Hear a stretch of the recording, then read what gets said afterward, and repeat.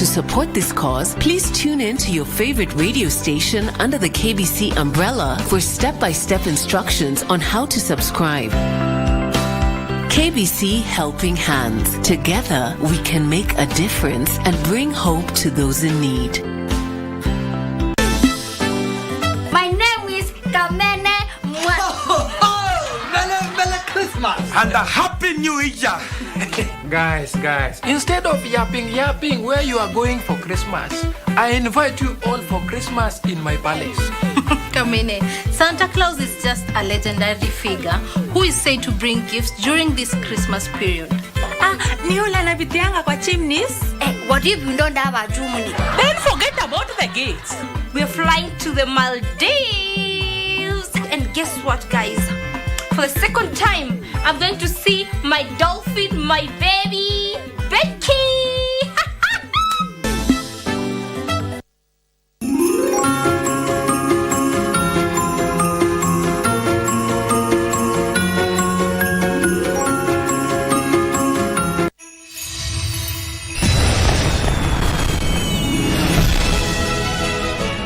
Thank you for watching KBC Channel 1 the whole year. And as we come to the end of the year, mine is to wish you a Merry Christmas and a year 2024. I'm Judith Akolo.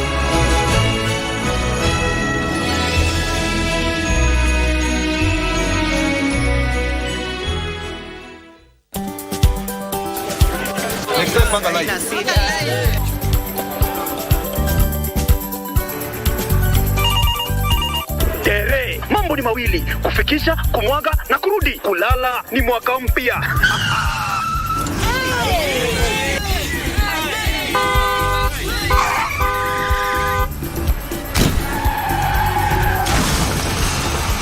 Bua muka we mse. Nini mbaya? Wewe kwani wani vile dereva anaendesha gari vibaya, lazima tususe. Anaendesha gari na kwa simu the whole time hata akalipa barabara.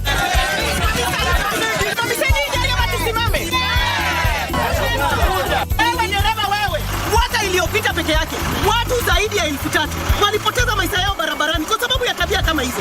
Hautatuangamiza tukiona. Naomba msamaha, nitampeleka vizuri. Si wameomba msamaha. Sasa tuende tusafiri kwa mwendo wa aste.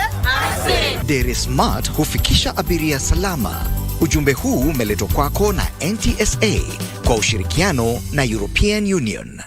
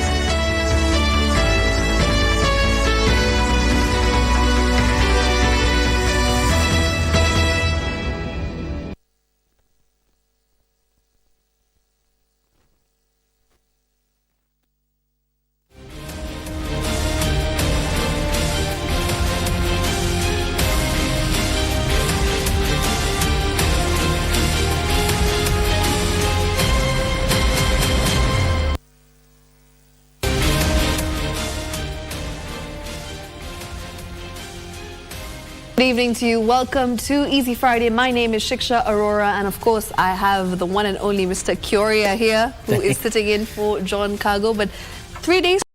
Absolutely, and it's quite a festive time. You are? You're wearing red. I'm wearing red. Yeah. We didn't decide this, so very happy that we're all feeling festive this weekend. Absolutely. And of course, as everybody celebrates their festivities, it appears like it was a bad day for former Tourism Cabinet Secretary Najib Balala, who is facing criminal charges related to corruption. But of course, he was released today on a 1 million shillings cash bail. We have the details lined up for you tonight. But first things first, here are tonight's highlights.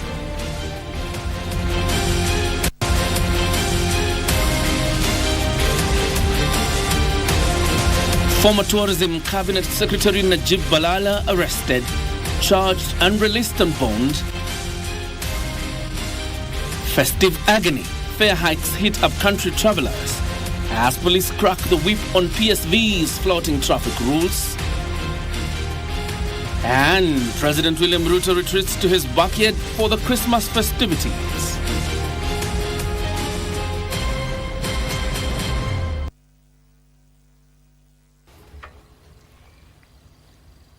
Welcome to Easy Friday. Of course, our top story tonight, where former Tourism Cabinet Secretary Najib Balala has been released on a 1 million shillings cash bail after pleading not guilty to 10 counts of fraudulent payment of 8.5 billion shillings for the establishment of the Ronald Ngala Utali College in Kilifi County during his tenure. Balala, who appeared before Malindi Chief Magistrate Joseph Mwaniki, was charged alongside his former Principal Secretary Leang Guio. 5 out of 17 suspects linked to the case were arrested separately in Nairobi and Bungoma counties after EACC established that out of the funds, 4 billion shillings was paid to Baseline Architects Limited for consultancy services alone. Here's our reporter Abdiaziz Hashim with the details.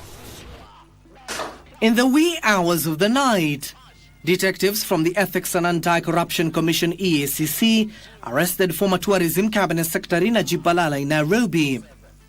Balala, alongside his then Principal Secretary Leang Guio and the Managing Partner of West Consultant Engineers Joseph Odero, spent the better part of their evening at the Kilimani police station. At exactly 6 a.m. Friday morning, the former CS was brought into the Integrity Center for booking. Few minutes later, former ICT manager of the Tourism Fund Flora Ngina was also brought to the EACC headquarters. Alan Wafula Chinane, the former chief executive officer at the Tourism Fund at the time, was arrested in Bungoma and detained at the EACC offices in the region. After completion of the investigations, the commission forwarded the file to the DPP, who was concurred with the recommendations of the commission. The 5 out of the 16 suspects were taken to Malindi law courts and charged with various corruption offences and economic crimes relating to procurement fraud and the construction of the coast branch of the Ronald Ngala Utali College in Kilifi County that saw taxpayers lose 8.5 billion Kenya shillings. Investigations further established that in a meeting of the management board of the Ronald Ngala Utali College, attended by the then Cabinet Secretary Najib Balala and Principal Secretary Leang Guio, the board dismissed construction designs and plans done by the Ministry of Public Works and resolved to engage a private consultant, namely Baseline Consortium, to develop new designs and supervise the main contractor at an exaggerated cost of 4 billion Kenya shillings. Investigations also established that the Cabinet, in its memo signed by the Minister for Tourism on the 22nd of May 2007 and the Minister for Finance on the 20th August 2007, approved the construction of Utali College in Vipingo at a cost of 1.95 billion shillings. However, the project cost was later inflated by the then ministry officials to 10.4 billion shillings against the approved cost. Appearing before Malindi's Chief Magistrate James Mwaniki, the suspects are accused of willful failure to comply with the laws relating to procurement contrary to Section 45(2)(b, as read with 48(1) of the Anti-Corruption and Economic Crimes Act No. 3 of 2003. The unlawful acquisition of public property contrary to Section 45(1)(a, as read with 48(1) of the Anti-Corruption and Economic Crimes Act of 2003, and abuse of office contrary to Section 46 as read with Section 48(1) of the Anti-Corruption and Economic Crimes Act No. 3 of 2003. Balala and his co-accused denied all charges levelled against them. The former CS got a reprieve after he was released on a 1 million shilling cash bail. It is the finding of the court that none of the accused persons is a flight risk and that there are no aggravating factors to call for harsh bail or board terms, irrespective of the amounts in question. Each of the first and second accused persons is admitted to a board of 5 million with a surety of like amount or a cash bail of 1 million. EACC has directed the remaining suspects to appear before the commission in the next 24 hours or risk being arrested.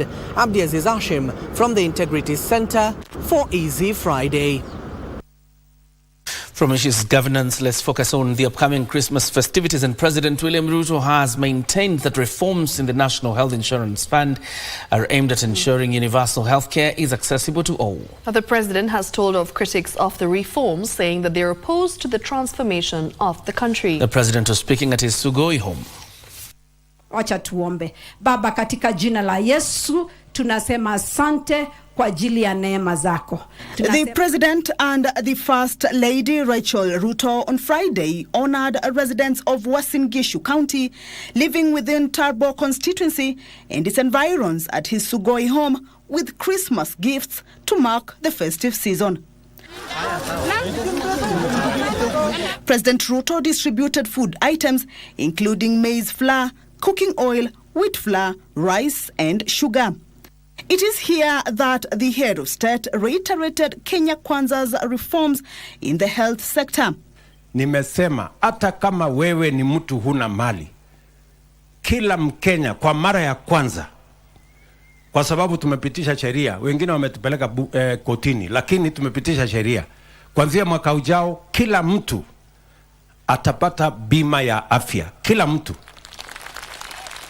Hata yule wewe huna pesa ya kulipa, tutakupatia bima ya afya na tutalipa kama serikali.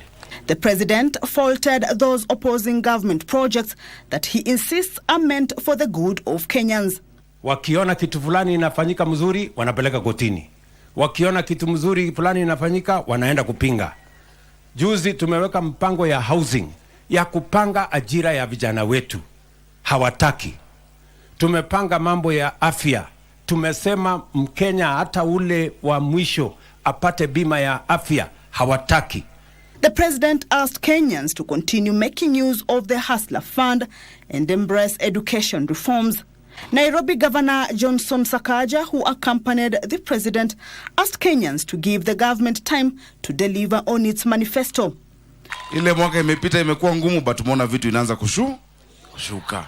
So tuache daktari na maarifa yake, sisi tumsupport. And the president took the opportunity to wish Kenyans a Merry Christmas and a happy and prosperous 2024. Nawatakia baraka ya Mungu, nawatakia Krismasi njema yenye mafanikio makubwa, na nawatakia mwaka mpya wa 2024 yenye iko na baraka nyingi ya Mungu.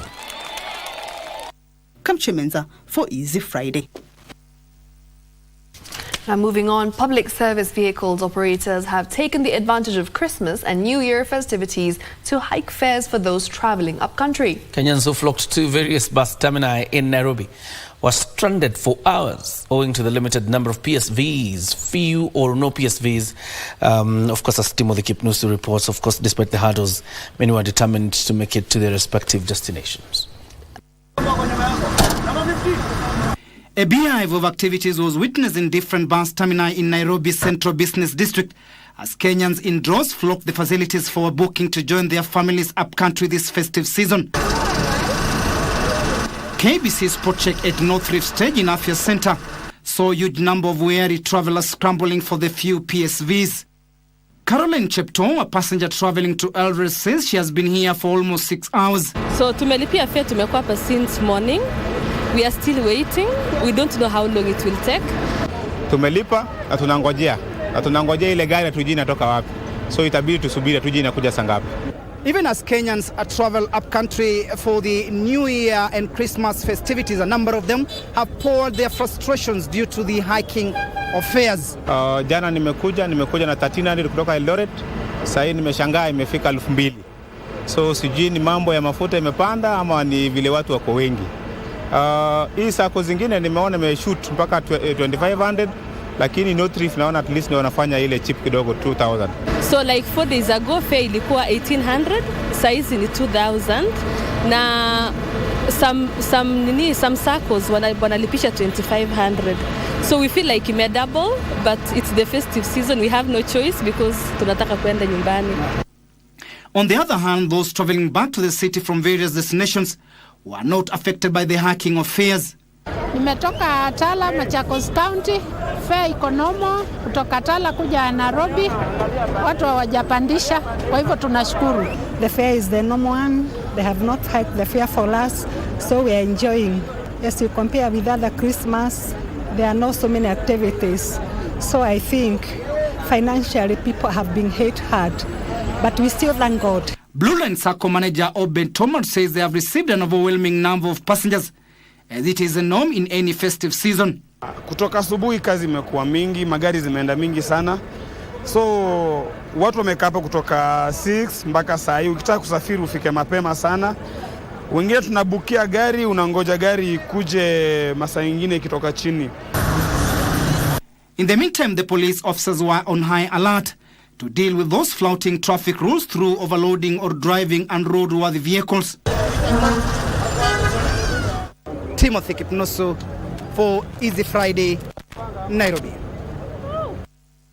Actually asking Kioria if he's going to be traveling up country, and he said, of course. Yeah, Muranga must see me.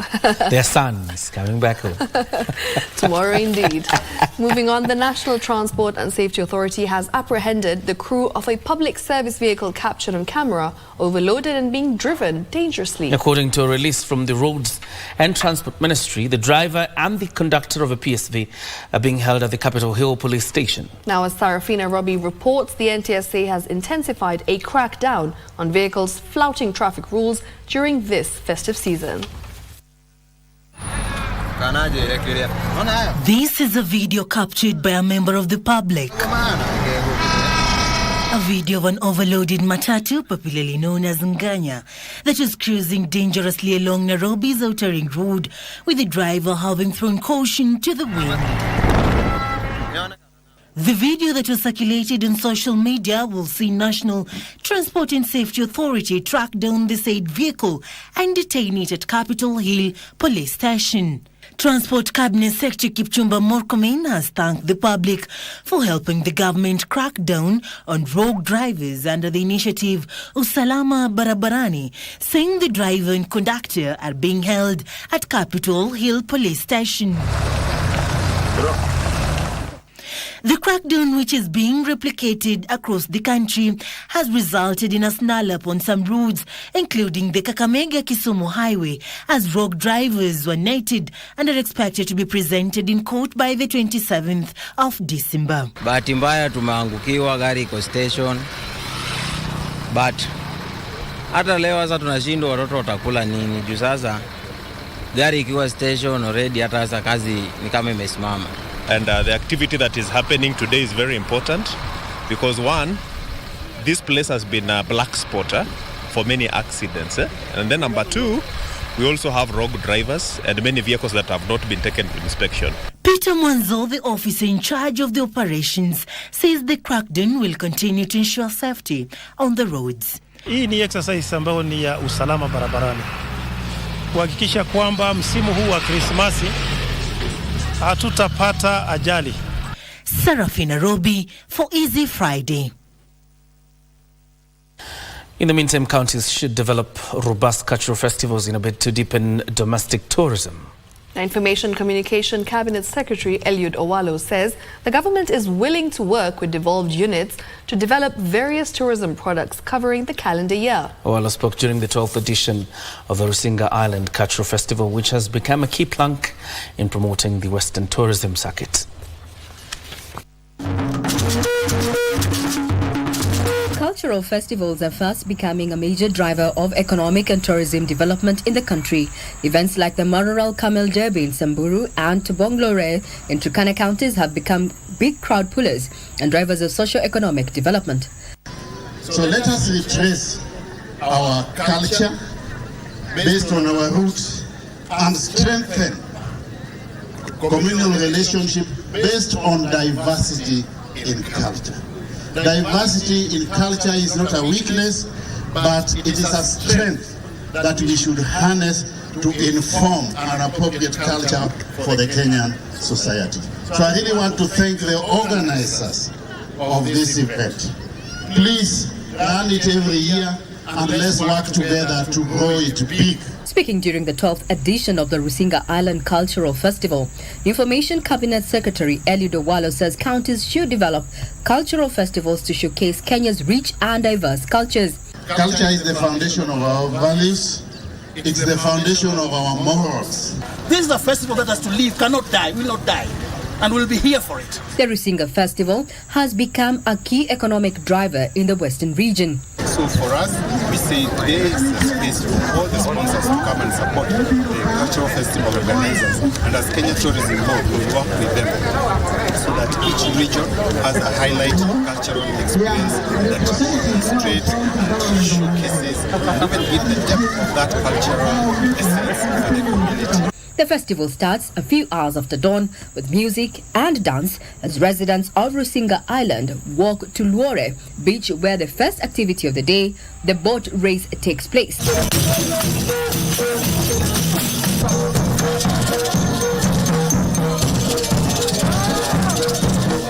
This year, the 12th edition of the festival saw over 2,000 local and international visitors troop to the island. Just boat races. To me, the water, the area, everyone is coming together. The preservation of culture, enjoying art and dance together. Yeah. Other than the boat race, tourists were also treated to song, dance, and wrestling.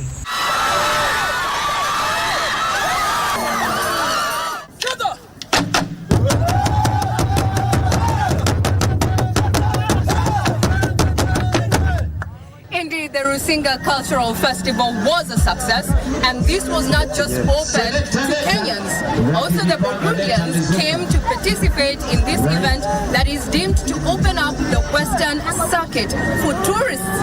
So, next time, set a date. I'm Regina Manyara reporting from Rusinga for KBC Channel 1. Let's do it! Having the pop of color, of course, quite a rich culture there, and glad to see that, you know, we're doing more of these festivals that just open up the country to our rich tribal, you know, history.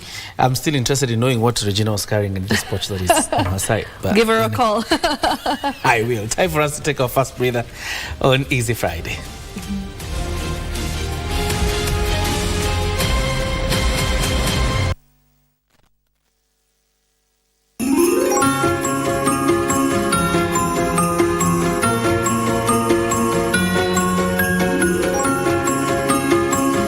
Unangoja nini?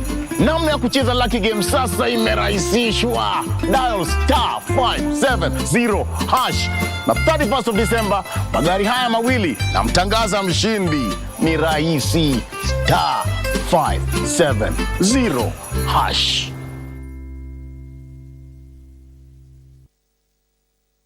Kwenye ulimwengu wa sasa, taaluma za mikono zina umaarufu mwingi. Jiunge na Sensei Institute of Technology tukupe ujuzi na uzoefu wa kushughulikia ulimwengu. Tunafunza taaluma kama plant operator, plant mechanics, kuendesha gari na trailer, kuweka CCTV na alarm, kuweka solar, kuweka stima, motorcycle, motor vehicle mechanics na electronics, teknolojia ujenzi wa mijengo, ujenzi wa barabara na mabwawa, hospitality na taaluma nyinginezo.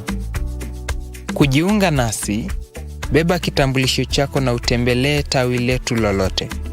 Sensei College. My skills, my future.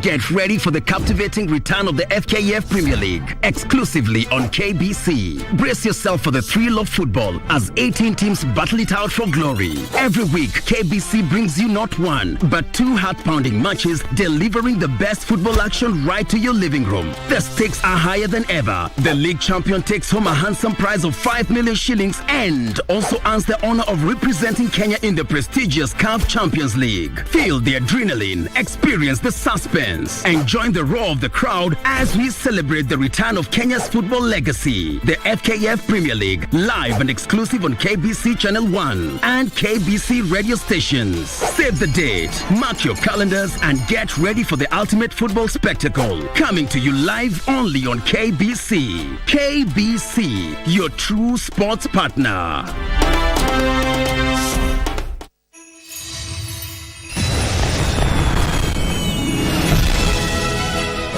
How are you, Kenyans? My name is John Jacob Kioria. I want to wish you a very Merry Christmas and a Happy New Year. I bring you the 9 p.m. news on Wednesdays and Sundays, and I also serve in the police quarters. I want to wish you the very best. Be careful on the roads. Make merry but carefully. God bless.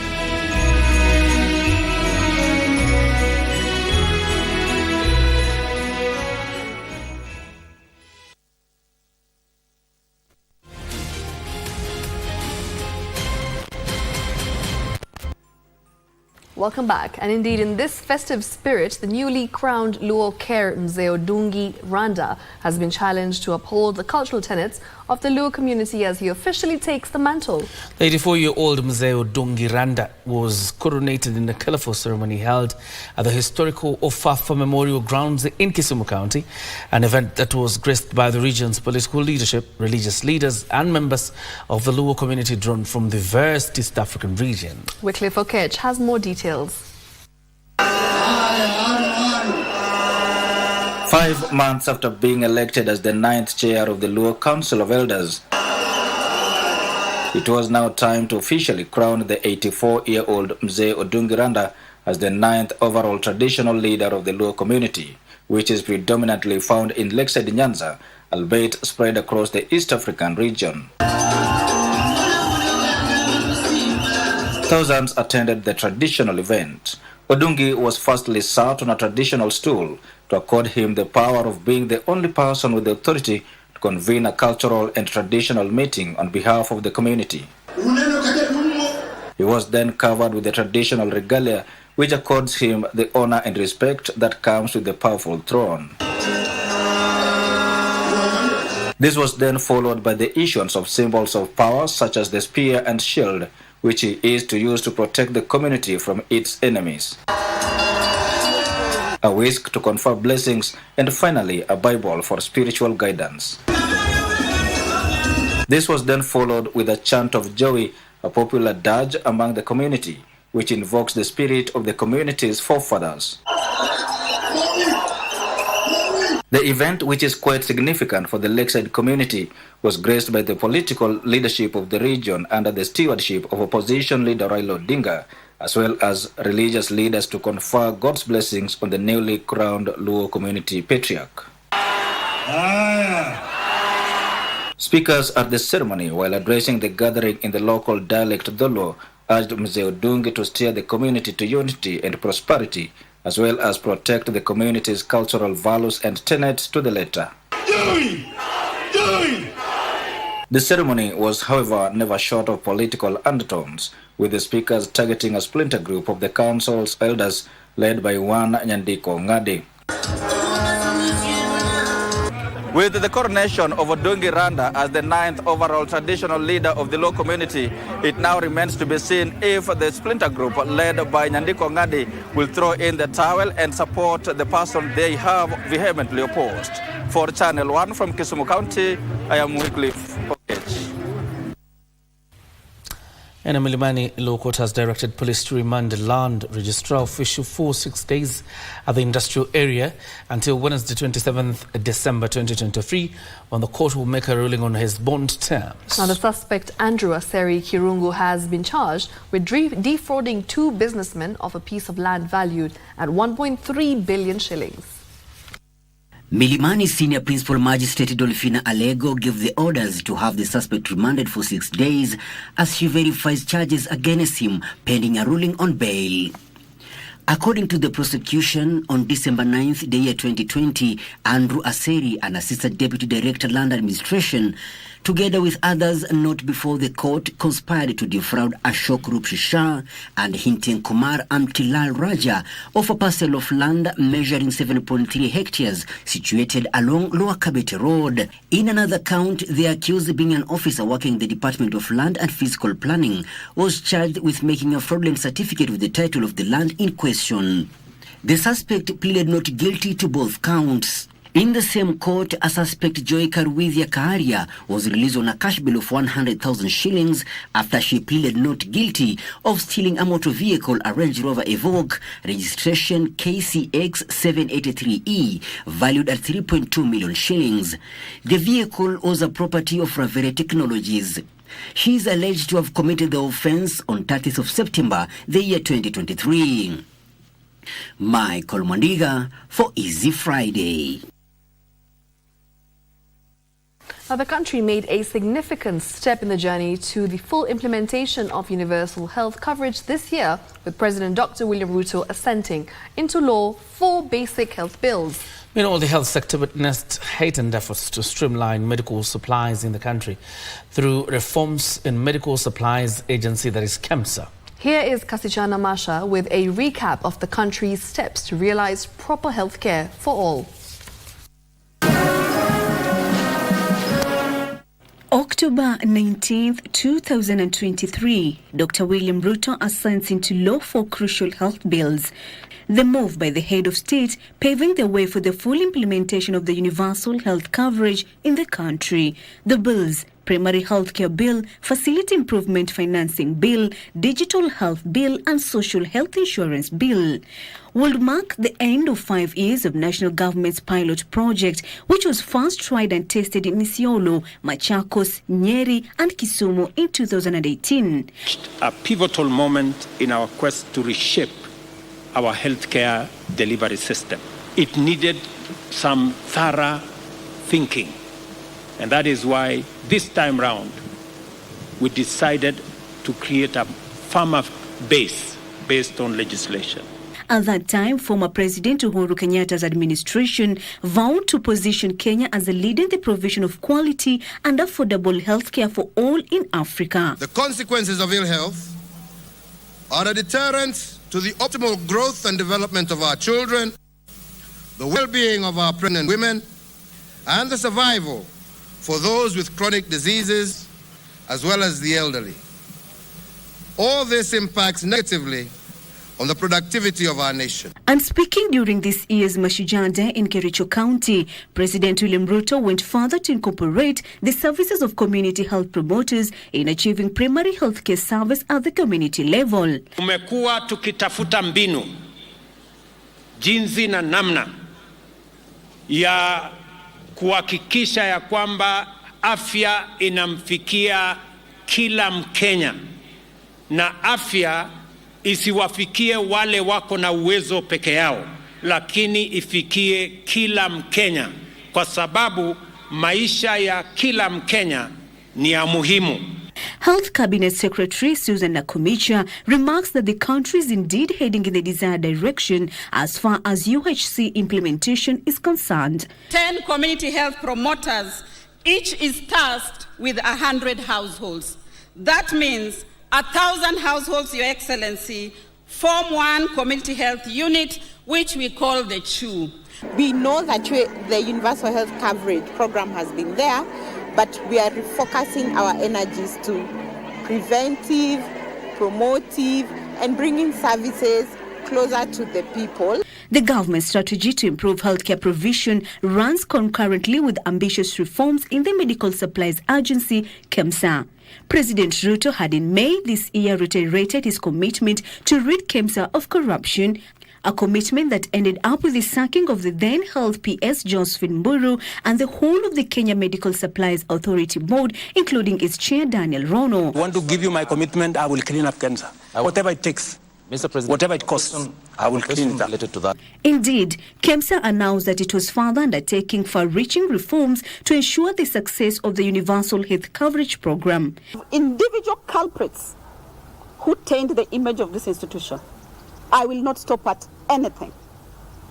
Even if it means sending home a whole department, I am ready to deal with it.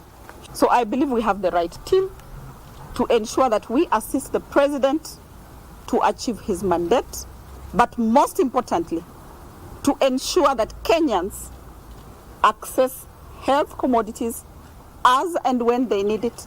However, with the government highlighting its desire to improve the health of Kenyans, the issue of the healthcare workers' strike refused to go away this year, with thousands of doctors, nurses and clinical workers holding mass action across the country to demand their rights. The health providers' unions were decrying what they termed unprecedented shortages of doctors and healthcare workers in the hospital amidst unemployment and underemployment crises in both private and public hospitals.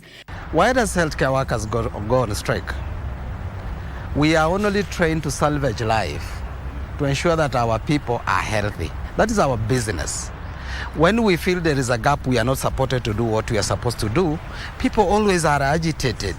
When you agree that you have to harmonize terms of employment, and you put a majority of the healthcare workers in contracts that demean their status, then you cause those agitations. And with few days until the new year, the future appears brighter for the health sector in the country. Reporting for KBC Channel 1, my name is Kasichana Masha.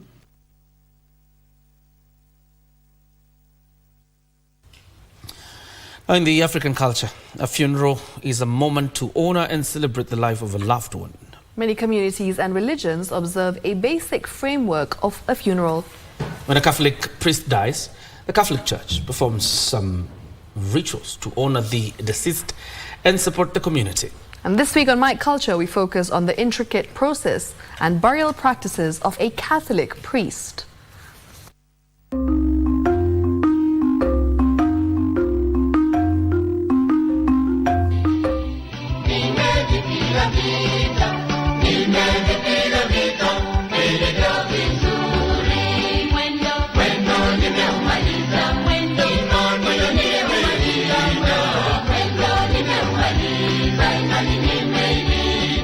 St. Mary's Msongari grounds an interment process is underway. When a Catholic priest dies, the first step involves informing the bishop of the diocese in which the priest served. Familia ya huyu padri pia watapewa taarifa ya kifo cha huyo padri kupitia kwa askofu wa jimbo au mkuu wa shirika. The funeral mass is held in the church where the priest served, and it is strictly led by the bishop or a representative of the bishop. Juu ya jeneza kunawekwa kikombe ambacho walikuwa wanatumia, na pia kunawekwa paten. Vyombo hivi vinatumika kupatia yule padri heshima na kuashiria kazi ambazo alikuwa anafanya alipokuwa hai. For the burial, the priest is typically dressed in their priestly vestments, including a black cassock, the long flowing garment worn by clergy, a white alb, the sleeveless white outer garment, a black stole, the long narrow band of fabric worn around the neck, a cincture, usually made of cord or rope, and is worn as a belt, and a white chasuble, the outermost sacrament garment of priest and bishop, often quite decorated. Ishara ya kumvalisha padri mavazi yake rasmi alikuwa anatumia ni katika ile kuheshimu na kushiriki katika ile kazi ambayo aliyofanya, na pia ishara kwamba yeye ni kuhani mkuu milele katika utaratibu wa Melkizedeki. Ndio maana anapozikwa anazikwa na mavazi haya kuashiria kwamba ukuhani wake ulikuwa wa milele. The priest's body is positioned differently during Mass. For a lay person, once the pall is laid over the body, the casket is turned so that their feet are towards the altar and their head by the doors. Priests and deacons are turned opposite so that if the casket were to stand on its end, their body would face the people. Na tukitazama jinsi ambavyo Wakristo hukaa kanisani, wanatazama altari, naye padri anawatazama Wakristo. Hivyo basi huwa anapaswa kusimama jinsi ambavyo alikuwa anasimama anapofanya kazi ya Mungu katika kutolea sadaka.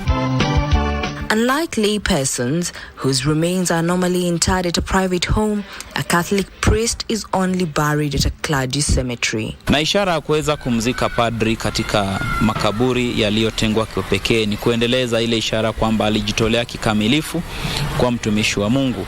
Kuweza kuhifadhi mwili huu katika makaburi yaliyotengwa ni nafasi ya kipekee ya kuruhusu wale ambao wanatembelea makaburi haya kuweza kuwatolea sala. Wanakuja wakiomba rozale, wanazunguka kwa hizi njia, hizi nafasi zenye waliwaachia.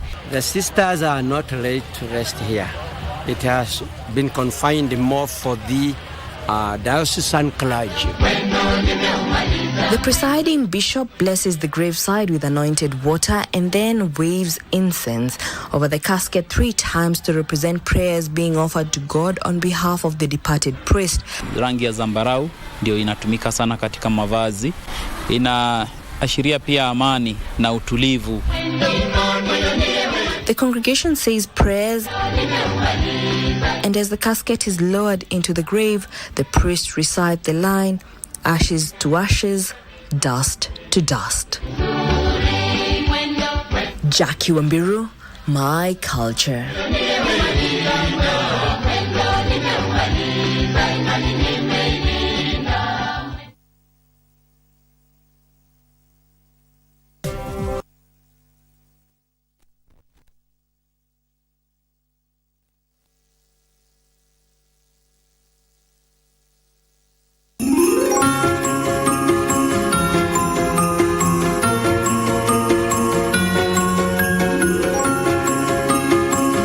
Unangoja nini? Namna ya kucheza Lucky Game sasa imerahisishwa. Dial *570# na 31st of December magari haya mawili na mtangaza mshindi. Ni rahisi. *570#.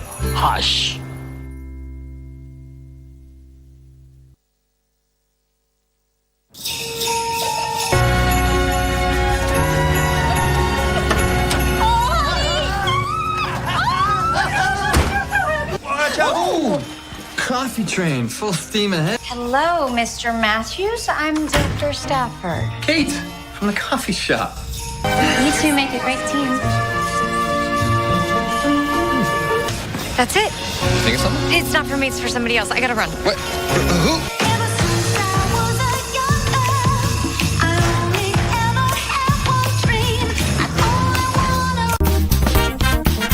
About Christmas. What was Christmas like for you growing up? The month of December is usually I'm always excited every single day. I want to party every single day. Doesn't matter if it's a Monday or a Friday. Sisi nyumba yetu ya ushago inakuanga na decorations. Decorations na inakuanga na Christmas carols. You see? Lazima tukuwe na Christmas carols. Na hiyo mambo ya upishi hivyo kama chapo na vitu, and we have neighbors who come because they know hapa kuna mapochopocho. So our compound is always full during Christmas. Christmas was slightly different. Yes. One, my parents didn't like traveling during that season. When we are invited to somebody's house over Christmas and we've been invited to somebody buffet, hapo ndo unaona mtu ameweka ndengu, chapati, watermelon, ice cream, kila kitu. So let's kwa sahani moja. It's okay to drink. It's okay to have a good time. But there's just that limit. Yeah. There's still tomorrow, there's the day after. Tukakuja tukaambia watu wetu pesa yenye inatakikana hiyo 60,000. Tumejaribu kutafuta. Tukiambia watu wa nyumbani washughuliki. Tukiambia badada zangu wengine washughuliki. Tunajaribu kuambia Tanzania hapa tupige hizo picha. Hakuna mtu anashughulika. Kila mtu ametuachilia na dadangu. Baby kila mtu anang'ang'ana nazo hapa kukunywa. Hakuna mtu anataka kujua maisha yangu itakuwaje kesho. Anataka kujua watoto wangu watasurvive. Nimeshi kutapika damu hapa tukiwaambia. Hakuna mtu anastuka. Hakuna mtu anakujenga kutuona hapa. Mimi na dadangu ndo tunaishi hapa peke yetu. Tuking'ang'ana. Dadangu ana kazi, ana mtu anategemea. Kenye tunapata msaada kidogo ndo tunakula.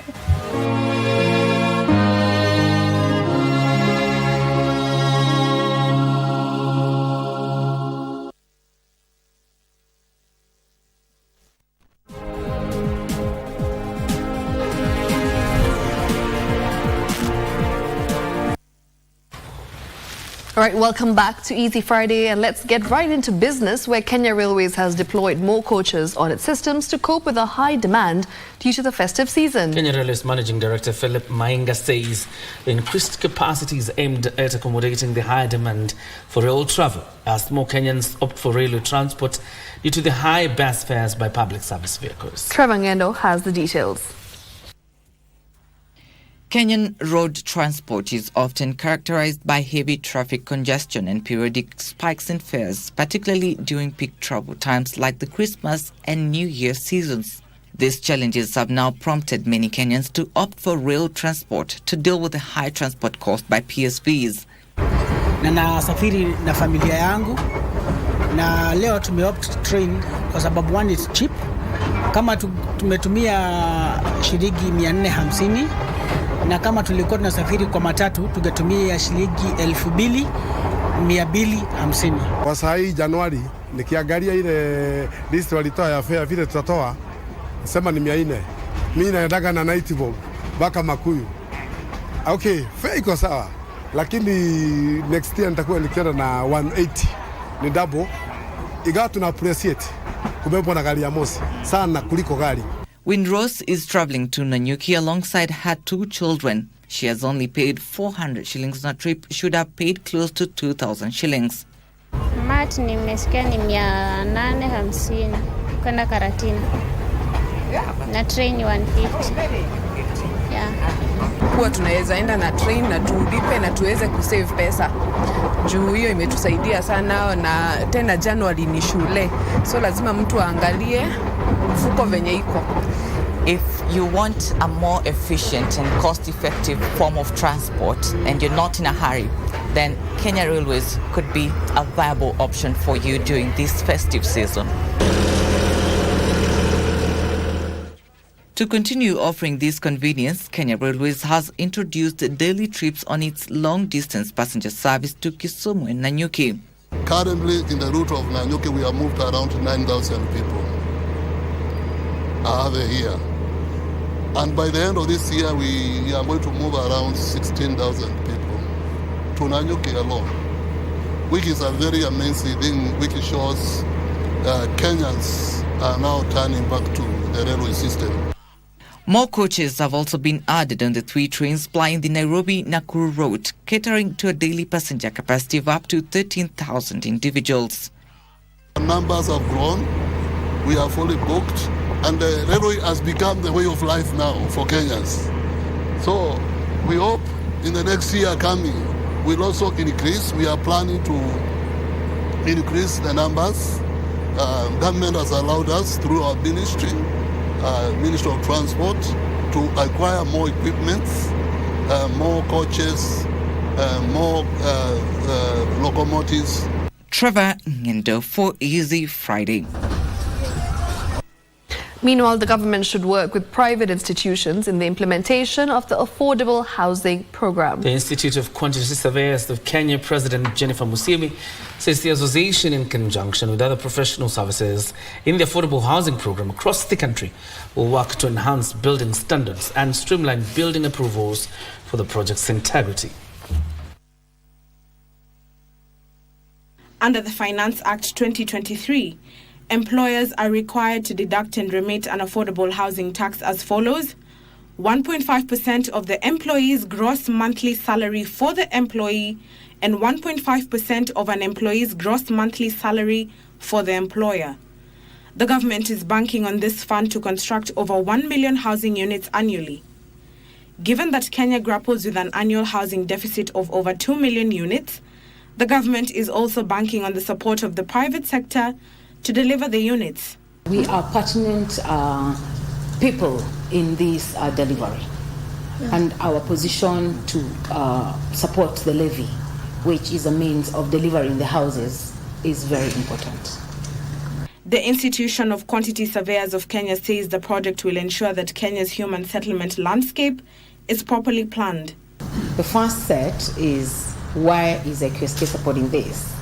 It's because of the spirit of the fund. It's supposed to be a means of delivery for decent housing for Kenyans. Additionally, the surveyors say the levy enables private sector developers to invest in housing due to the availability of the ready market. The big issue is, do we need a levy that should support the delivery of houses? The answer is yes, because where would the source of funding then be if it's not the levy? IQSK is further calling on the public to participate in the ongoing public participation exercise on the housing bill, set to be tabled in Parliament next year. Ndutamokami, for Easy Friday.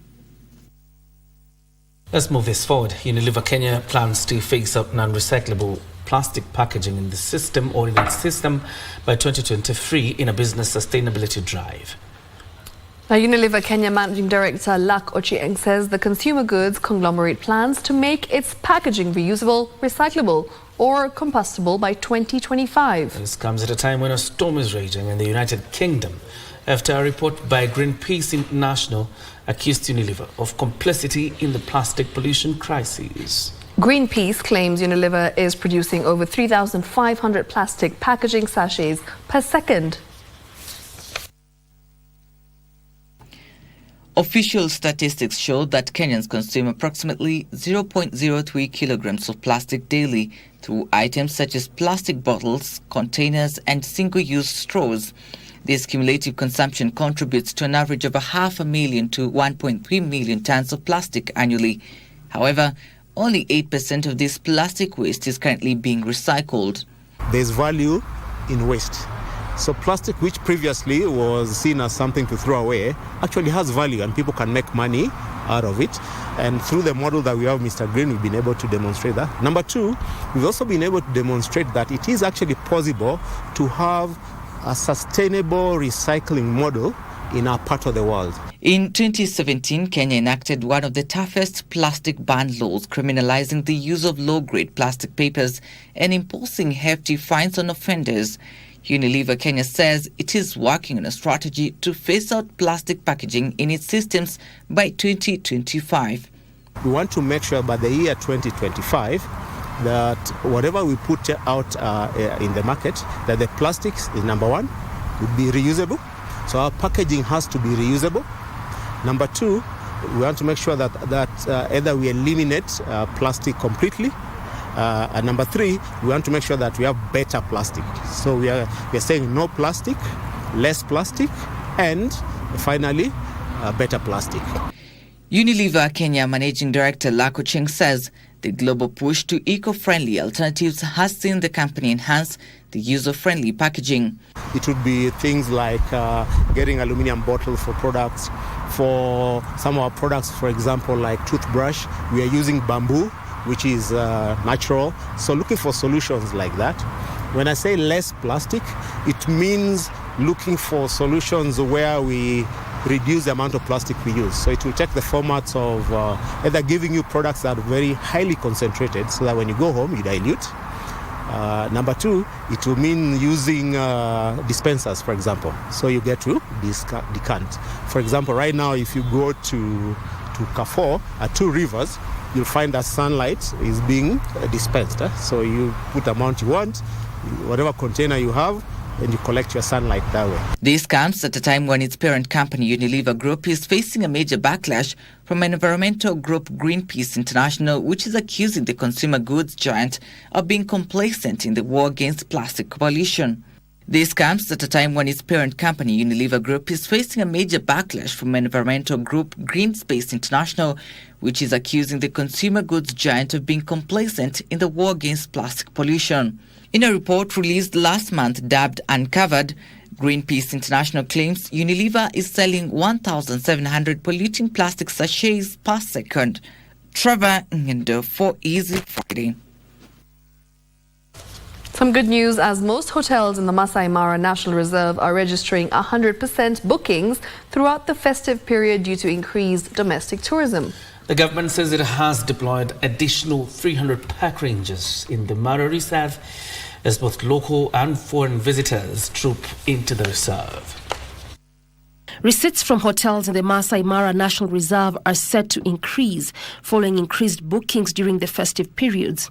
According to hoteliers, hotel bookings and visits at the park have been high since the wildebeest migration in July this year. We've seen a very vibrant year in terms of tourism, experiencing very high numbers. I think the highlight was the migration period.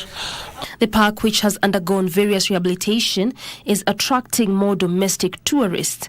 The guests that we're expecting, most of them are families and Kenyan families, which is a very good thing for the industry. The government has deployed over 300 additional park rangers as part of measures to ramp up tourist activities during the festive periods. We have 300 and above rangers within the reserve.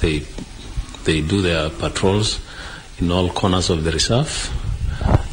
So coming to Masai Mara is very safe. Players in the hospitality industry hope to receive more international tourists in the coming days. Doreen Arange for Easy Friday.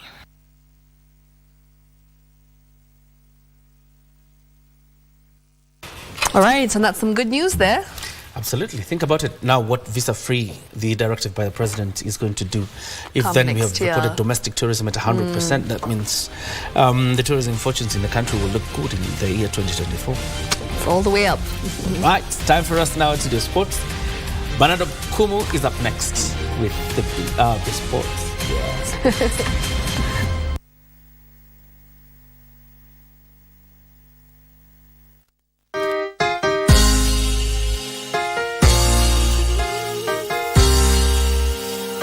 In the name of Jesus Christ, Mungu anatarajia ukanyange hatua mbele.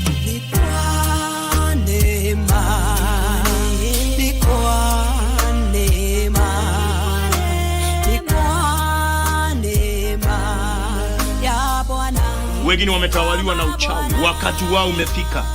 Wewe umenitazama siku ya leo. Neema na kibali cha Bwana kikawe juu ya maisha yako.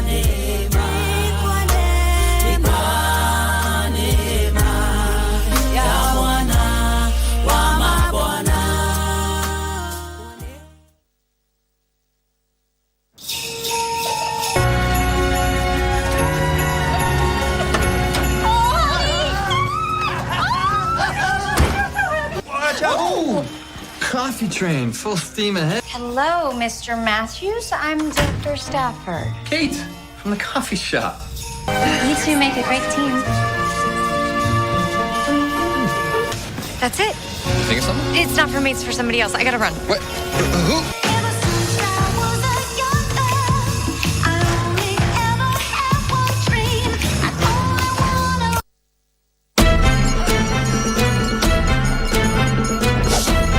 Get ready for the captivating return of the FKF Premier League, exclusively on KBC. Brace yourself for the thrill of football as 18 teams battle it out for glory. Every week, KBC brings you not one, but two heart-pounding matches, delivering the best football action right to your living room. The stakes are higher than ever. The league champion takes home a handsome prize of 5 million shillings and also earns the honor of representing Kenya in the prestigious CAF Champions League. Feel the adrenaline, experience the suspense, and join the roar of the crowd as we celebrate the return of Kenya's football legacy. The FKF Premier League, live and exclusive on KBC Channel 1 and KBC radio stations. Save the date, mark your calendars, and get ready for the ultimate football spectacle. Coming to you live only on KBC. KBC, your true sports partner.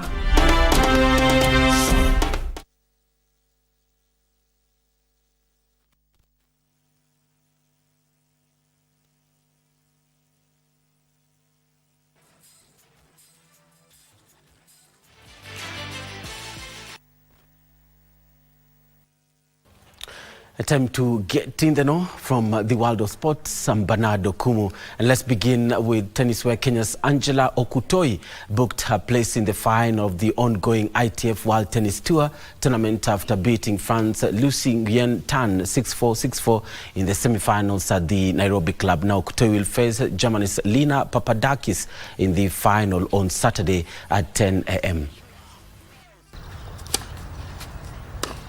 It was an emotional win for the young Kenyan tennis star after beating French woman Lucy Nguyen by 2 straight sets of 6-4 and 6-4 in the semi-finals at the Nairobi club. Okutoi will now face German's Lena Papadakis in the final set to be played on Saturday, while Lucy Nguyen Tan will face Fanny Ostod from Sweden in the third-place match. En route to the semi-final, Okutoi defeated Italy's Mariana Tona by 2-1, while Papadakis defeated 7-seed Emma Lane by 2-1. I believed in myself, and I knew that I'm also strong and I belong in this game. And I knew she was a competitor, so I was just coming out here to take each match one at a time and just trusting in myself and taking each point one at a time. I think it's a lot of fun to play against her, but also tough because everyone is cheering for her. But I would like to enjoy to play against her, but also the French girl is very good, so yeah, let's see. In the women's doubles finals, Kenya's Angela Okutoi and Burundi's Sada Naimaha emerged victorious after beating USA's Annie Jesse and Germany's Lena Papadakis by 2-1. And we wish Angela Okutoi all the best tomorrow as she takes on Lena Papadakis in the W25 final. To Talanta Hela now, where Kenya will send a team of 25 players selected by the Kenya Academy of Sports to take part in the Under-19 NASTIC Academy tournament next year in Spain. Now the players are part of the team that was scouted during the inaugural Talanta Hela Under-19 tournament. The Spain-bound junior players are part of the squad selected after the completion of the inaugural Talanta Hela Under-19 tournament. The announcement was made by Kenya Academy of Sport Chief Executive Officer Doreen Odhiambo during the closing ceremony of the Talanta Hela camp at Kasarani Stadium. All the teams will go. The under-17 are the ones who are, who are supposed to go and compete there. But you also want to take the under-20 team to also go and play friendly matches in Spain. Odhiambo said Kenya will also field an under-17 team in the NASTIC Academy tournament in Spain. Nimelan vitu mingi kutoka hapo ile sikuwa napata huko Mandera. Sasa naona niko another level. Pia nikienda huko mtaani naweza saidia vijana wenzangu. Pia na encourage waendelee kucheza ball. Furahi sana kufika hapa hivi. Nimelan vitu mingi kutoka kwa hii camp kulingana na venye nilikuja. Nimeimprove na pia itanisaidia nikirudi huko shule train na wenzangu na improve as a team. The program is set to act as a feeder to the under-17 and under-19 national teams as Kenya targets to assemble formidable sides ahead of the 2027 Africa Cup of Nations. Sela Onyango for Prime Edition. And Kenyan athletes and coaches once again reigned supreme at the 2023 Confederation of Africa Athletics Awards. The Kenyan contingent secured 6 out of the 11 prestigious awards. World Athlete of the Year Faith Kipyegon and Kelvin Kiptum were featured as Africa's top female and male athletes respectively. World 800-meter silver winner Joseph Wanyonyi also did win. World 3,000-meter steeplechase bronze medalist Faith Cherotich further highlighted Kenya's prowess, the coaching brilliance of Patrick Sang, and him the prestigious Coach of the Year award. Now, Janet Jepkosgei was recognized as Africa's rising Coach of the Year. And to football now, where Austin Odhiambo's lone goal in the 86th minute assured defending champions Gor Mahia a 1-0 win over Bandari FC in a closely contested FKF Premier League match played at the Kenyatta Stadium in Machakos. Jonathan McKinstry charges tops the log with 34 points, having played 16 games, won 8 and lost 3, while 5th place Bandari have 27 points up from 16 matches, winning 8 and losing 5. In another match, Nairobi City Stars registered a 1-0 win over Kakamega Homeboys at the Buhungu Stadium. Nairobi City Stars now climb to position 6 with 27 points, while Kakamega Homeboys are 4th with 27 points on the FKF Premier League standings.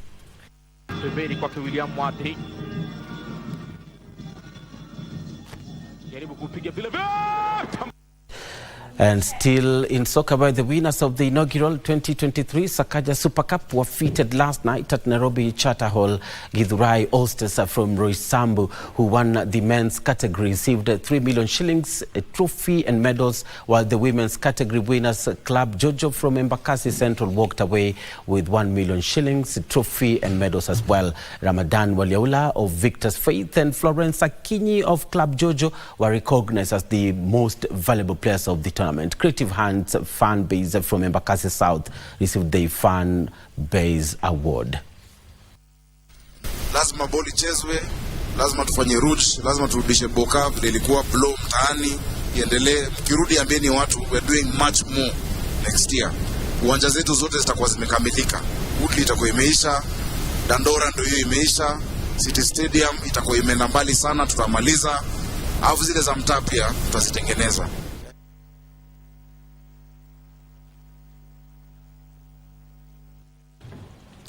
Well, and on that note of the inaugural edition of Sakaja Super Cup, that's how we end it on today's edition of Sports on Easy Friday. That's it from me. I'm Bernardo Kumo. Have a good night.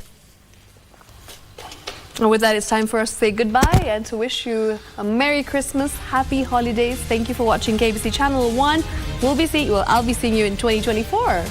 Yeah, what she say? Merry Christmas. Happy New Year. Of course, I will be here before the year ends, so you'll get my New Year wishes then. But for now, Merry Christmas and good night. God bless. Our sign language interpreter has been Anne Wangeshi. I'll be seeing you on the other side. For now, I've got the Easy Friday hot seat interview lined up with Stephanie Cherono. We'll be speaking to her about her journey in the industry of makeup. So we'll be talking about that in just a bit. Don't go too far. Shiksha Arora here.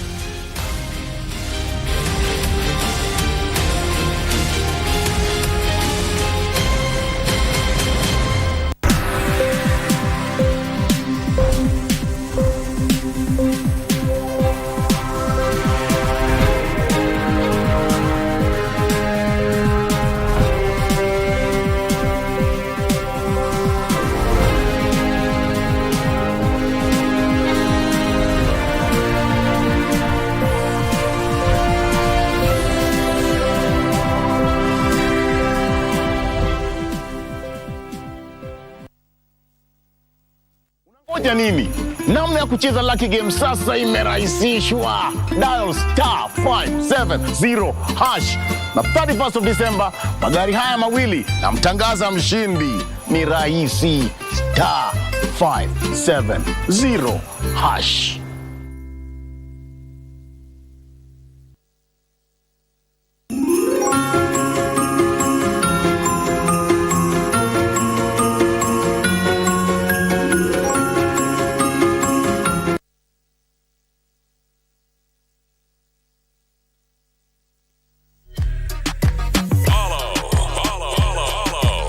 Facebook, Twitter, and Instagram. At the page, DJ Cold Jazz. Loudest in the game. Stay corner. Atunkuja lini? Stay corner.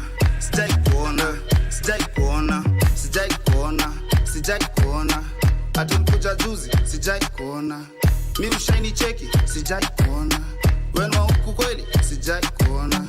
Hauna cheki zangu? Sijai kuona. Mi uka kwa mlango na sijai kuona. Niko na deni zako juu sijai kuona. Labda nilete telescope sijai kuona. Very fine and verified. Blue tick ziko verified. Shot ya whiskey dry. Bombastic. Sijai kuona. Atunkuja lini? Sijai kuona. Wenka shida zangu, sijai kuona. Wenka dero SGR, sijai kuona. Wenka kenda serious, sijai kuona. Wenka chali wa Asia, sijai kuona. If you think this song about your girl, then it is what it is, oh. And the pipe where they run high, what I know he sees. It is what it is, oh. Maybe I lies, they should legalize. If you feel wine, then I realize as you look wise, no lies, body no go die. We the big boys, and we outside. Treat me like ice, and we outside. They make a must shine, kill them must wine. When she go down, do like ice spice. She like to party late, I don't castigate, I just facilitate, her voice activate, congratulate, her life appreciate it, take her participate, take her back to me place, we start to fornicate, her legs start to shake, phone start to vibrate, her boyfriend is suspect, I they assassinate, her things come bubble later, Maybe I lies, they should legalize, if you feel wine, then I realize, as you look wise, no they follow lies, body no go die. We the big boys, and we outside. Treat me like ice, and we outside. They make a must shine, kill them must wine. When she go down, do like ice spice. Mbona nyinyi na wawasha nkikula nyama choma tu firifiri na taska. bro amejituma ako kazini anaisaka, but anajua bibi yake anafanya nini Naivasha. Boy akisi Kenya kuna content, nashindwa dunge chengani so nazidunga zote. Anataka nwage ndani mimi na mwaga kwa matope, si ubonga kilami tukitaka ganji itoke. Normally shembeteng mamoli kwa Henneken, when I'm me you're my friend, we got rich in the end. Tulimtupa kwa boot, si tulimtrace na magan, kawamini tuko luzu lizesh that's falling sini mabagla for sure na hisi siri balaklavo wezinjwa kwa CCTV bro nikimwambia haski na yesi kiziwi kasibizu tanipata nimesare sikimbizi nafaa kwenda ndani zai fit fulani shop kusaka wazaki jege masanse hawatutaki ka unitambui sikutambui kauna ngam na mawaps kauna ngam na mawaps kauna ngam na una wazinga kona waps kauna ngam na mawaps kauna ngam na mawaps kauna ngam na una Kwara na waps wadhara ukikwara askari wa msitu giz ni kukimbiza maswara after masjid masti ikilost isit wazin tunapiga baroda na kikwara tombo yoyoto mboya zilombo tosizo mangoto 6 feet deep ni vilalimaro homeboys hapana taka mchezo atina hama tomboys bombo club bato izagi baroda sarek ndipi tukishukizo masaa minus warazi tura adingi maombe taki news joe mheshimiwa kulendaje tena jama divide makazi zita msingi to the jobless. What about PCCBs? How about Gen Z? How about it? Welcome back to Easy Friday. I am Shiksha, or of course that's DJ Koljax, and you'll be listening to him way more later on after I'm done with my hot seat guest tonight. I'm talking to Stephanie Cherono, who is a celebrity makeup artist. She is very, very well versed in the makeup industry. She's been doing this for quite some time. Yes. You do a lot of brides, Yes. and you know, doing a bride on their special days, like one of the biggest, most challenging. Like, it's quite the pressure that you feel, right? It is. But also it's very rewarding. It is. Because you get to see the smile and you get to see how happy they are. You're part of the process. Right? You Yeah. make them look like a queen. So we Yeah. love that for you. And just recently you've launched your makeup workbook. Yes, I did. So congratulations. Thank you. Thank you so much for having me. Tell us more about the workbook. Okay. I think we were speaking about this earlier, that I was looking at it from a point of view that when we go to school, you get a syllabus. Like, you get like a book, like a guide. Like for math, you get a math textbook. For Swahili, the same.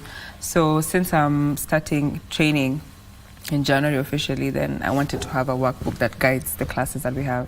Okay. Therefore, so it's very intentional. You know what you're learning the next week, and everything is going to be covered from basics, which is skincare, like brushes, tools, to your skin type, to foundation matching, techniques here and there, your eye Right. shape, lip shape, eyebrow shape, everything. It's quite detailed. Yeah. Yes, that was pretty dope. Amazing. I mean, I'm just looking at your face right now. I'm not even like listening to what she's saying. I'm just concentrating on the art. Thank Like, you. if you could maybe go to her Instagram and zoom into her pictures of her eyes, and like, there's a lot Yeah. of work that goes into makeup. There is. And if you want to look good, you need to put in not just you know, the expensive products, but like Yeah. sometimes people believe to be a good makeup artist you need to only use the most expensive of expensive products. No, I think it's generally also the experience that you give people. Mhm. I think over time I realized that there's so much more that we're putting into, even to the day, for instance, that you mentioned, like with brides. Right. You're pretty much in control of their moods from the minute they wake up to the minute they walk down the aisle. So however, whatever headspace you're in will determine the headspace that the bride will be in. So I feel like it's usually a huge responsibility that I've come to appreciate and I've come to love. So just building up to the day, affirming them, and on top of that there's artistry, obviously, and add-ons, because you always do more than you're being paid for. Yeah, 100%. Yeah. And what about like being in the celebrity styling, celebrity makeup artist space? So like, how has that been for you? Of late, you've been doing a lot of, you know, popular Yeah. faces. Yeah, I mean, initially it wasn't intentional. It's one of those things that you fall into by accident, sorry. It's one of those things that you fall into by accident. And I think even my influencing came from that, just Right. working on a couple of well-known celebrities. And through that, I think it bridged the gap to content creation. Right. Yeah, which is now one of my sources of income as well, which obviously came from, you know, working with very influential people. Yeah. But that's about it. You know, I actually started following you when you posted 14 days to Valentine's look. 14 looks for 14, Valentine's yeah. challenge. Yeah. And we started that in 2020. That's when I first started following you, Yeah. because I would just see you being shared all over my timeline, and everybody was like, wow. And I was like, okay, let's go and see what this is all about. Even just championing challenges like that. I had another one called Cut Crease Wednesday as well. So every Wednesday we create a creative look that has like a cut crease to do with the different colors, different palettes. And it's on random, like you choose them randomly. And I think that also helps with practice. Right. Because makeup is practice. Yeah. The more you do it, the better you get at it. So I introduced 14 looks for Valentine's also just to have a variety of looks that women can choose from for their Valentine's Day. Initially that was the purpose, but also it brought a lot of makeup artists together and it helped them also practice their artistry. Yeah, so that was dope. That's amazing. You know, we've spoken about how rewarding it is when you're a makeup artist, in the sense like when you do a bride's face, you're part of the process. You're part of making this woman feel like, good. you know, good, like she is the most beautiful person in the world. But let's talk about the challenges. Maybe you can also take us through some of the challenges that you've personally experienced, you've gone through in this makeup journey that you're on. Specifically when we talk about like brides, there's the aspect of time, because many weddings start quite early. So like if you have big bridal parties, which is something now I've delegated to like another makeup artist, so that I get enough time to give to the bride. But that wasn't big, it was quite a big of an issue in the beginning, because you'd want to do many people. But now I think I'm leaning more towards quality than quantity. So I don't work on as big of teams as I used to. Right. Initially also when I was starting, just accumulating products and understanding what that looks like. But also, one of the pointers that I got initially when I was starting was getting products that cover each undertone. So she can be able to mix and match. Okay. Yeah, so I think that is a one problem that many makeup artists struggle with, because coming up with the capital to invest in the business is quite a lot, because you expect to have everything in the beginning, but you have to, is so expensive. You have to build it up. You have to build it up over time, so that you eventually get to a space where you can consistently put money back into your business. Marketing was also a big thing. Right. Yeah, I think I just fell into the right eyes and numbers grew over time. Yeah. But marketing yourself is also a big one, hence the website. That was also one of the things that I launched last week. And just to have that platform for the long run, because I don't know if you ever think about days when Instagram is not going to be there. Yeah, I do. All the time. I'm like, you know, the day that Instagram just disappears, vanishes off the planet. How are we going to make money? How we'll will be we unemployed. found? A lot of us will be jobless for a while. Well, I, for one, I'm lucky because I'm here and I have this. Yeah. But also, you know, Instagram plays a huge role in empowering people and just giving them platforms to do what they love. And showcase their art, most importantly. 100%. So I just came with like just a backup strategy as well, to have a website to showcase that. And also have an inventory so I can keep track of every single client that I interact with, even just for like sharing newsletters and any product that may come up, because we're also planning to get into that in the coming year. Yes. So the website is ideally like a channel where everything will be easier for you, like a one-stop shop for everything to do with stuff and children, from the artistry to the classes to the content and then training. Amazing. Yeah. So you mentioned that you got into content creation and that was something that you started doing in 2020. Yes, and during the pandemic. Right? Yeah. And numbers have grown over the years. What has been the most rewarding experience when it comes to content creation? I know you work with a few brands. Yeah. You have been influencing for content creating for a few brands as well. So how's that been for you? I think initially content creation was quite challenging, because you generally have to think outside the box for these brands. Yeah, you have to do, obviously it gets to a point where the idea of creating a video has to match up to something that would ideally be put on TV, for instance. So the theatrics have to be like quite the number. So I think it's challenged my creativity a lot. And just also chasing quality content as well, and really be willing to put in the budget for that, and ideally ask for more from the brand. Also just the inspiration that I think other women have been able to draw from me, who was in makeup and now has been able to transition into like working with brands and now getting into business. I think that's the best like feedback that you can ever receive. It's like when someone says, because of you, now I'm in a space where I can try ABCD. I think I like that as well. Also with influencing, I think I took a very different route this year, which was like sharing my spiritual journey, and that has gotten a lot of feedback as well. That's amazing. Yeah, so I think just knowing that you sharing your story inspires someone, regardless of like what you're going through. Yeah.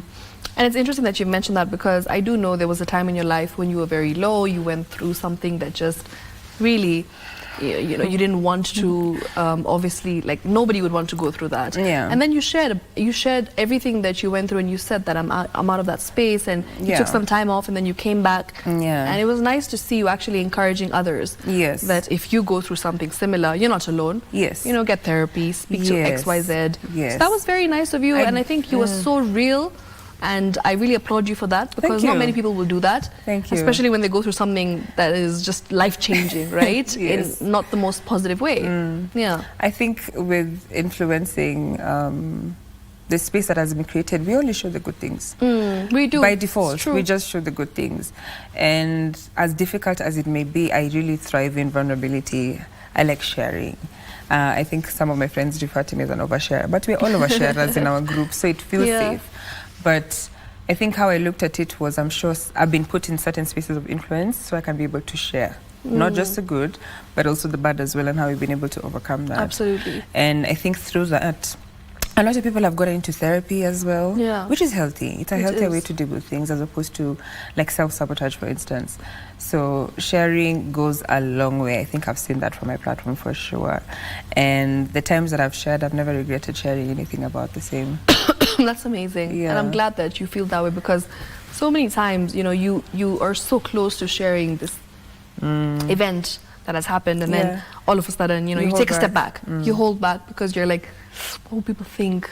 Or is it too much? Is it too much? Am I, you know, being way too, am I oversharing? And some would maybe think that you're doing it for clout as well. Yeah, because we've seen instances where people have used very sensitive moments in their lives to gain fame. But for as long as you're doing the right thing and it's coming from the right place, then you can never go wrong with that. Growing up, did you always have this artsy side to you? Because, you know, some people who are makeup artists have always been so good at drawing and painting, and like A students in art. So they kind of had that in them. What about you? I was very much like a math student. Like shout out to my mom, but she always said, like, you can't fail in anything, but don't fail in math. I love that. So we always... That sounds like an Indian mom thing, for real. Because math, you can give me B's in everything, but I want an A in math. Mathematics A. Yeah, exactly. So not at all. I was never artistic, really. I used to draw here and there, but I learned majority of my artistry through YouTube. Yeah, so that's... I watched tutorials for like a year. I freelanced 2016, 2017, got employed at Mac. Okay. And then I did that for a year. Then 2018, I went freelance. And I've been How interesting is it that you went like a full circle? Exactly. From being employed by them and then to like do makeup on other people, to actually being an influencer stroke content creator and doing masterclasses for them. Yes. That must be a great feeling. It's one of those things that you just like, God did that, for sure. I think I take pride in also just giving them the credit that they deserve for championing my career, and also just being part of the growth and seeing what it is like. Because I think with working at the store, it's more sales, but I'm chasing my experiences more. So I think once we're able to find the need and fix me in it, and masterclasses is the best way to do it, because you give the people experience, they get to experience your personality as well, and see makeup in a different way, because you'll share personal stories within the masterclasses as well, based on insecurities with blemishes and hyperpigmentation here and there.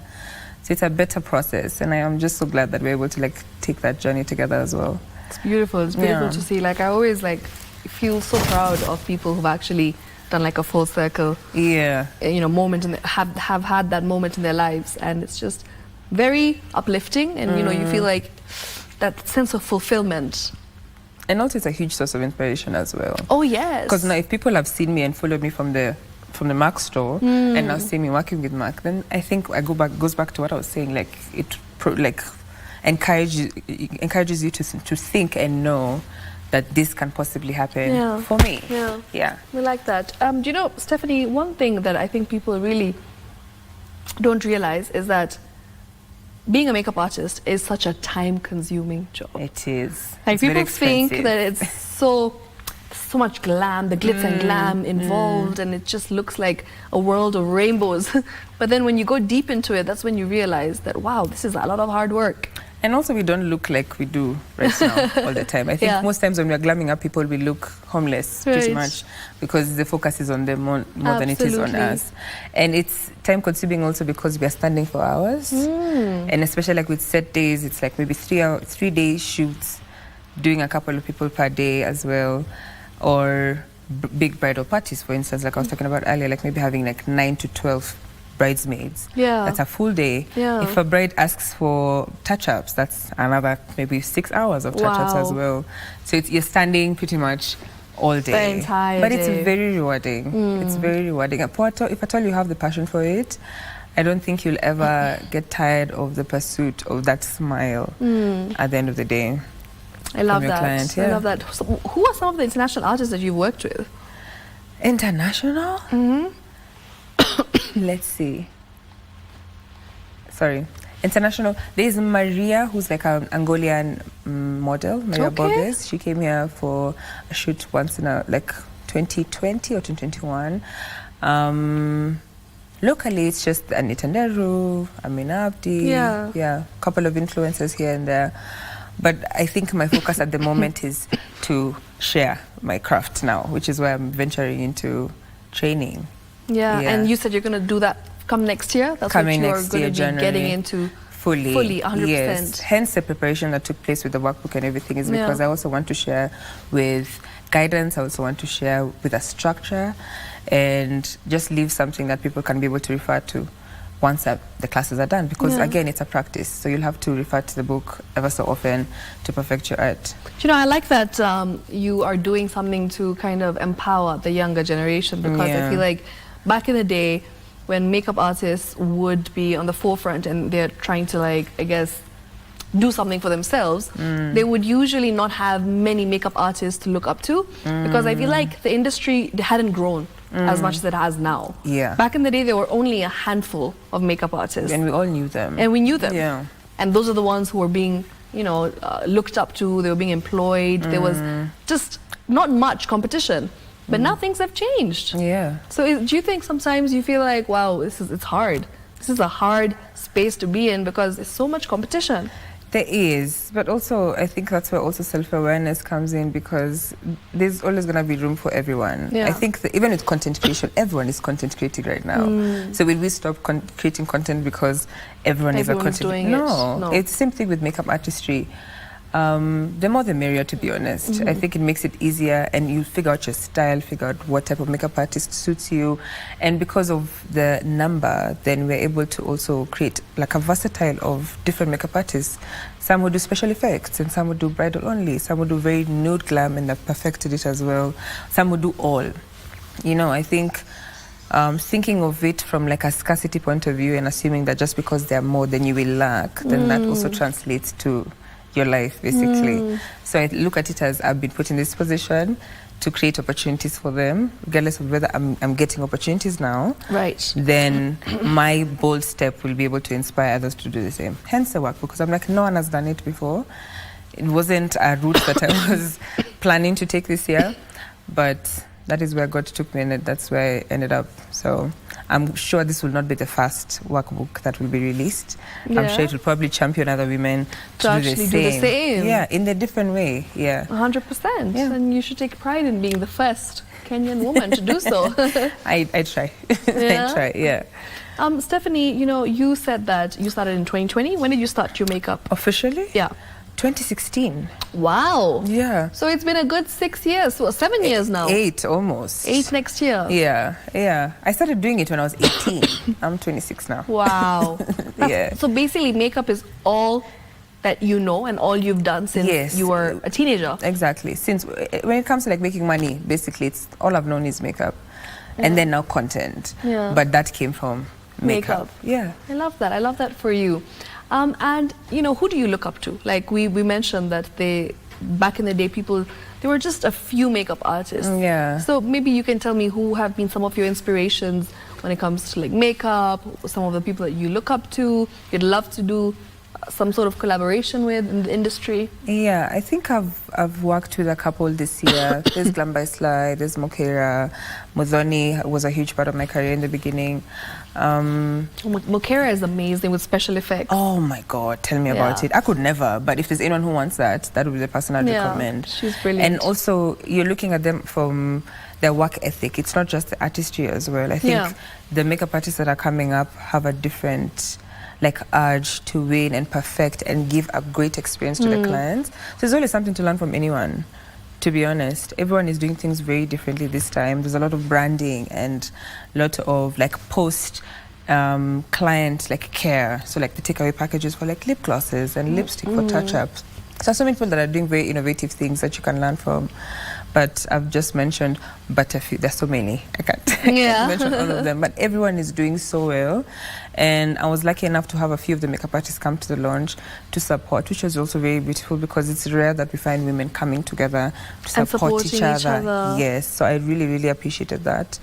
And there's definitely going to be more collaborations with the same. Love to hear that. It's always, I think, so empowering when women support each other, regardless of being in the same field, same space. But as you said, there's opportunities for all, and that's what we should always believe in, rather than looking at it as some sort of competition. Because what is for you will always find you. Yeah, always. The script is not going to change now just because someone else has joined the battle. No, what is for you will always find you. And I think because I believe that, I stopped scrapping for opportunities. Okay. Yes, I just wait. Even in the seasons of drought, you can just wait and you'll chill. And once something will come, you'll get the results why you waited. Which is why faith is such a huge part of my career now. Because you just have to believe that everything that is for you will come. We say to our friends, everything is working in my favor, blessings are flowing towards me, even when we're in the thick of things. Because again, it's part of the story. I believe that God is trying to just make a very juicy story out of it. So you have to go through some bumps here and there. So the story can be interesting. You're such a positive person. Wow, I'm just sitting here and I'm like, I could listen to her all day. She's just so positive. It's beautiful to see. Yeah. Especially I feel like when you are in this creative space, there's always these voices, right? And it's so hard to sometimes get out of this mental funk that you're in, and self-sabotage is a part of that. So I'm so happy to see that it's always about manifesting, positivity, the energy, spirituality. It's beautiful.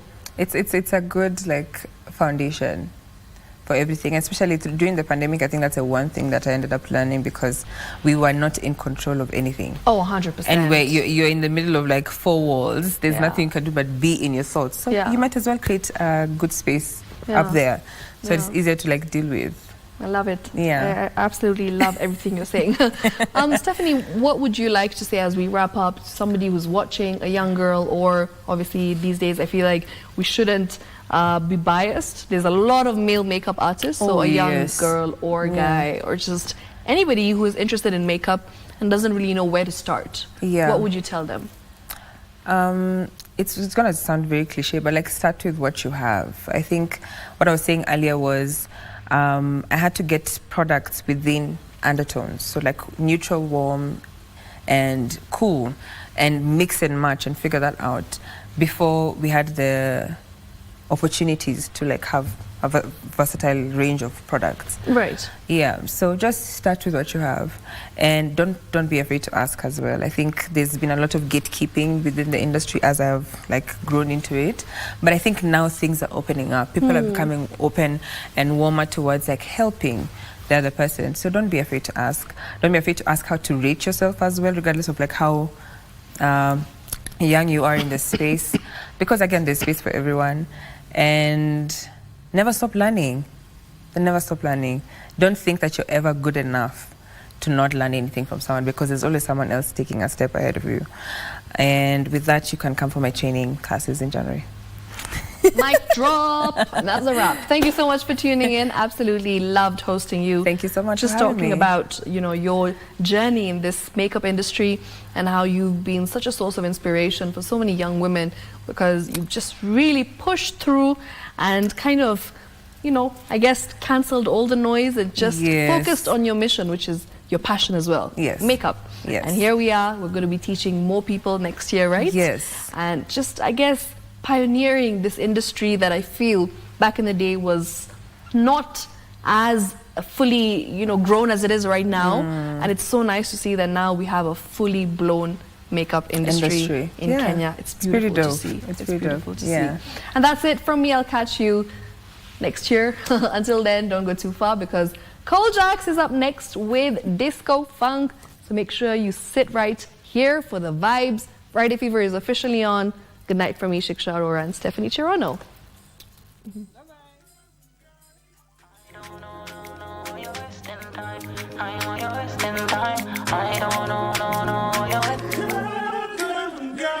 Malkia, Malkia, Malkia, Ukua this fine in Akua unfair, and you already know. Yeah, you already know. Malkia, Malkia, Malkia, nimekutuma text mingi kama mia, hivi ndio many show. Yani umeni ghost. Me, yule mu sexy, mini yule mu deadly, upenda kwa na pedi wa mama na walevi. Me, yule mu sexy, hauwezi ni seti. Na kauna GD, kauko na main character energy. Uki ghostiwa, ghostika. Tough time never last, only tough people. Na uki blokiwa. You're a 10 out of 10 time, you're going to Vika. Go sticker. I don't know, you're wasting time. For a minute, I was hypnotized. I felt it before. Is this love at first sight? This is not about the jiggy, this is spiritual.